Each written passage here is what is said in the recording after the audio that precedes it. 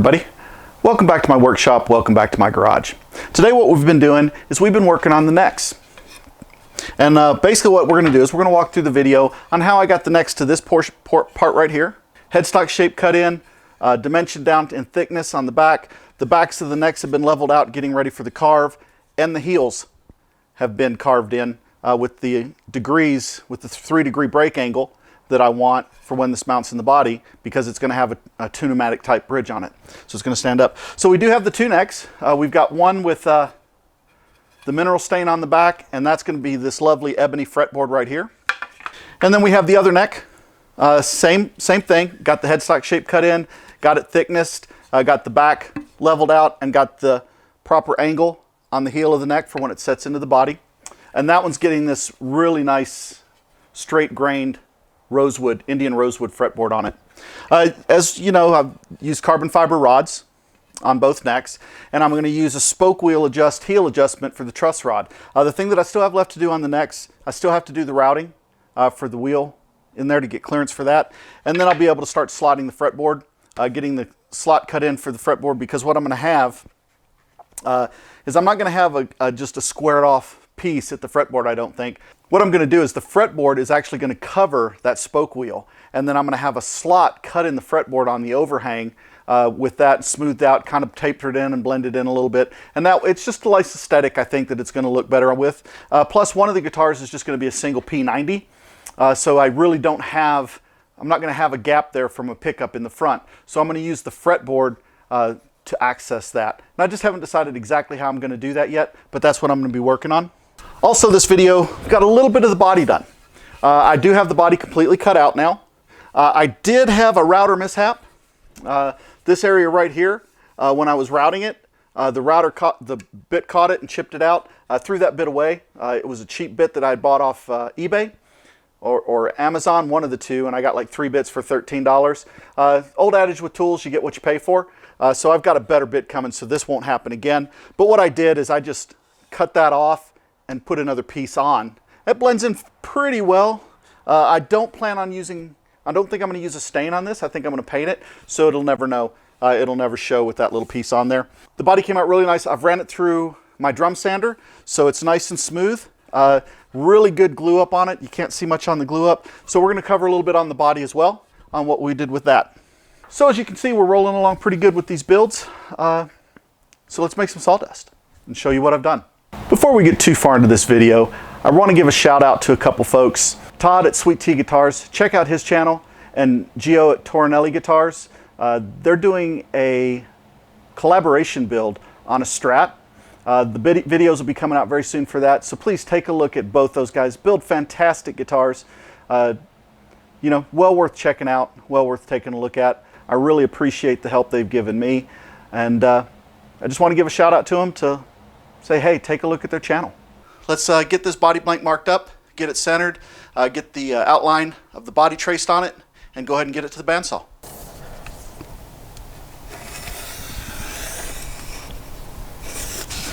There we go. A good center line drawn straight down the body. Okay, I've got it centered all up on the center lines, and what I'm going to do is I'm just going to rough trace it, trace my pickup routes and everything to where they're going to be, to where I can kind of get a good idea on where everything's going to be.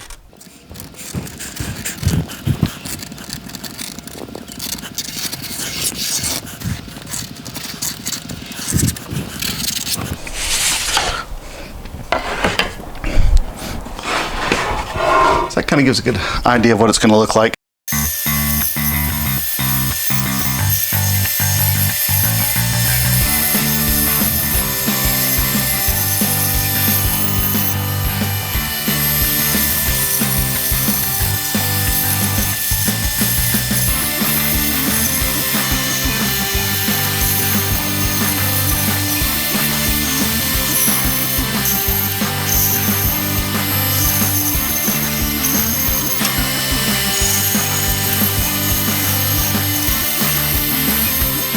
All right, so here's the body, rough cut to shape.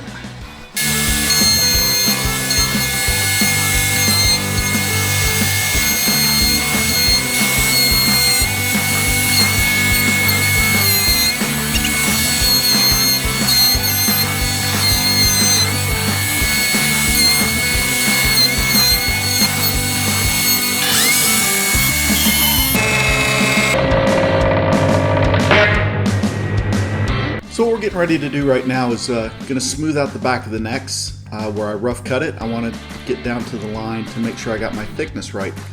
So you can see right there I've got a bottom line, and that's from the template, and that carries out my neck thickness from the heel all the way to the nut. And then the second line there is how deep my truss rod goes. I just drew that in there for reference just so I could see it. And here I'm just using my spindle sander. And I take care, or I pay attention to my volute area and also the heel of my neck to use that spindle sander to get that carved in as best I can to get it started and basically get that carved in. And now right now I'm just finalizing the headstock. It was rough cut out, and now I'm just using the spindle sander again to sand it right up to the line to get all the initial sanding done. I'm paying attention to keep it as flat as possible on there so I keep my angles right and I don't have any weird angles when I'm sanding. And again, I use the different ends of the spindle sander to get into those tighter spots. Okay, so through all of that video that you just watched, I forgot to turn on my sound when I was doing it. So basically what I did is I had a line scribed along the bottom of the neck, and that was the thickness of the neck. And then I've also got the second line scribed here, which is my truss rod. So as you can see, I got about a 1/4 inch of spacing from the bottom of my truss rod channel to the back of the neck. And that's not going to get any thinner really right there. That's the center portion. So as I do my faceting, that's going to stay thick right there, and it's going to thin out on the sides. But what I've done is I went ahead and smoothed out the back of the neck. That way the thickness is the right thickness all the way down, so when I start to do my carve. I also cleaned up my headstock and got it closer to the shape that it's going to be in. Got my volute here thinned out a little bit area, and also got my heel of my neck smoothed out. This one has a bit of a mineral streak in it. That was in the center of the wood, so when I first put this together I didn't know it was there. That was kind of in the center of the billet there. So basically when I get through carving this is going to have a pretty nice figure to it. It doesn't look like there's any voids in it, so that's good. So there's no stability issues there, just a bit of a mineral streak. So what I'm going to do now is I'm going to go ahead and get my spindle sander set up with the fence on it to go ahead and get the headstock thickened. All right, I got my fence set up the right way around this time, and I believe we're ready to start taking off some material. And what I do is I just turn this on and I feed it through nice and slow so you get an idea of what it looks like.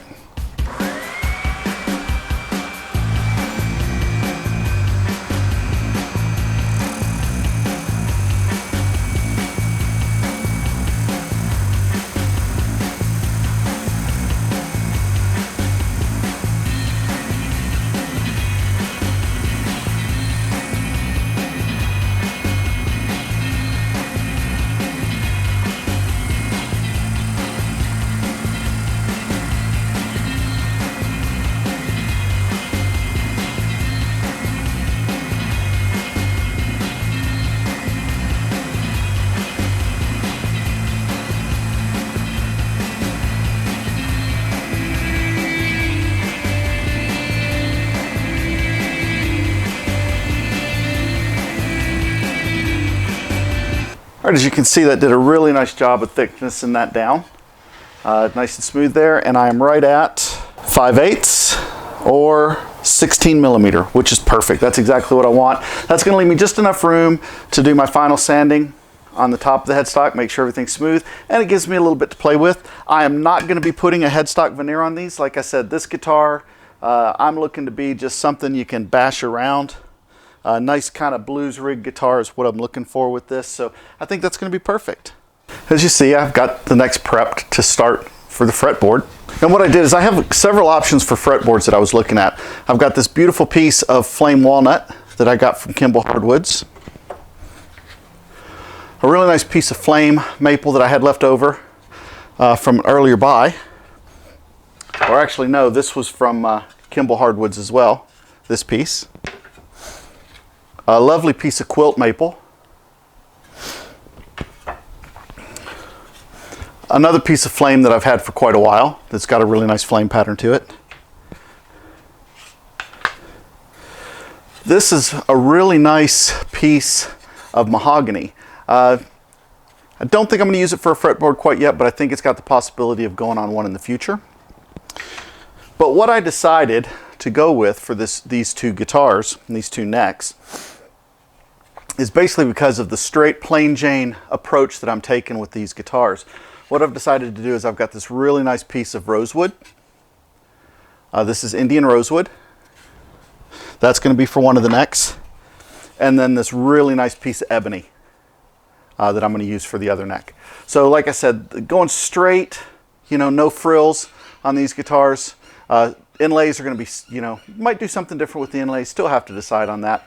But we're going to run these through the sander, the belt sander, get a final pass on the belt sander just to smooth up the edges and get these things ready to go ahead and get them fret slots cut and sized to the fretboards.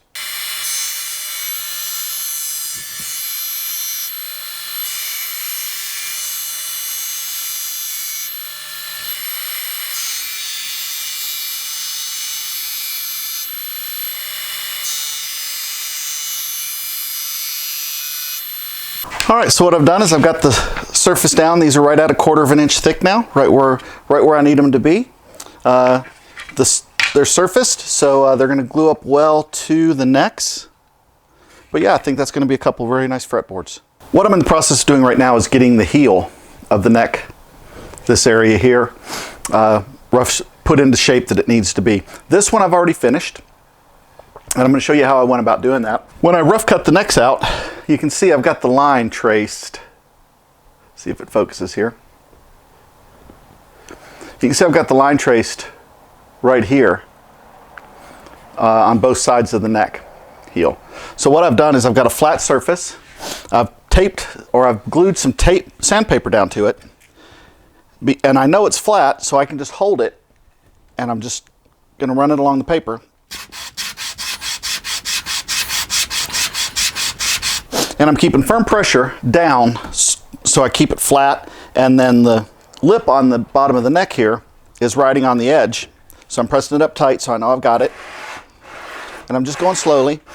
And right now, you can see that I've got like 2 lines of sawdust. That's where I'm hitting the high points now on the neck.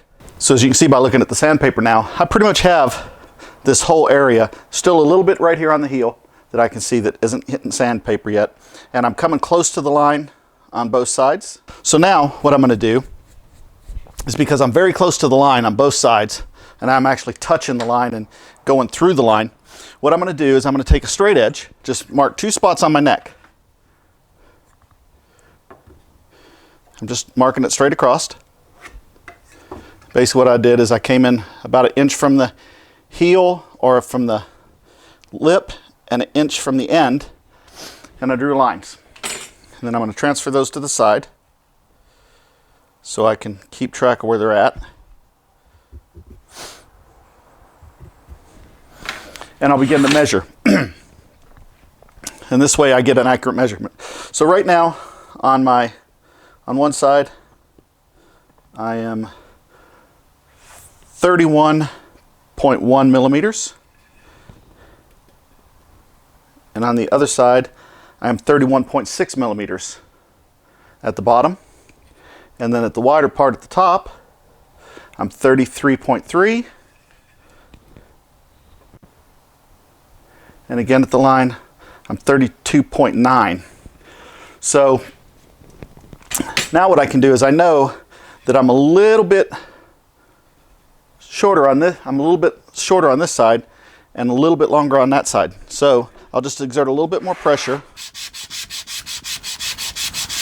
And I can see by the lines that I'm actually taking a little bit more off the one side than I am the other, because the line's still there. And now what I'll do, I take a few passes at a time, and what I'll do is I'll measure again. So this time at the top, I'm 33.2 millimeters on that side, and 33.0 millimeters on this side here.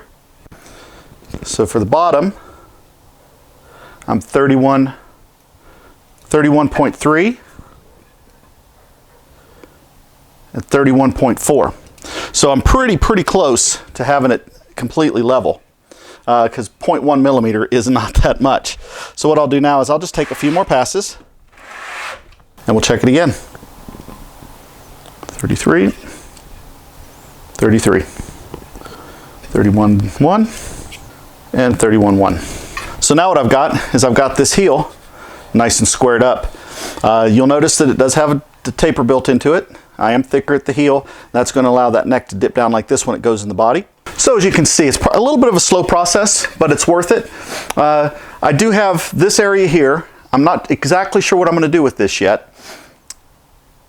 Traditionally, it would butt up against the body and flush in. And what I'll do is, if I decide to do it that way, I'll use chisels to kind of smooth that out and get that fit right to where when the body's routed for the neck, this neck will drop in and that'll be there with no gaps.